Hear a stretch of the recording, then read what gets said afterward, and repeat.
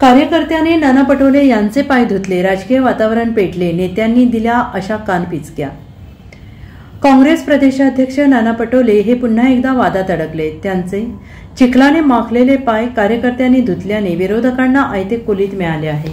लोकसभा निकालाच्या संदर्भातून राजकीय नेते त्यांच्यावर तिखट हल्लाबोल करत आहेत। लोकसभेतील निकालामुळे ते हुरळून गेल्याचा आरोप त्यांच्यावर करण्यात येत आहे। काहींनी तर स्वतःला संत समजू नका असा टोला हाणलाय। काय आहे हा वाद आणि कशी बसली त्याला फोडणी? नाना पटोले हे अकोला दौऱ्यावर होते। वाडेगाव येथे एका कार्यक्रमासाठी सोमवारी ते आले होते। संत श्री गजानन महाराजांची पालखी वडेगाव येथे मुक्कामी होती। पटोले यांनी श्री संत गजानन महाराजांच्या पालखीचे दर्शन घेतले। त्यानंतर वाढदिवसानिमित्त पटोला यांची लाडू तुला करण्यात आली। या कार्यक्रमात निराधार महिलांना साडी आणि चोळीचं वाटप करण्यात आलं। Bureau report SBN Marathi.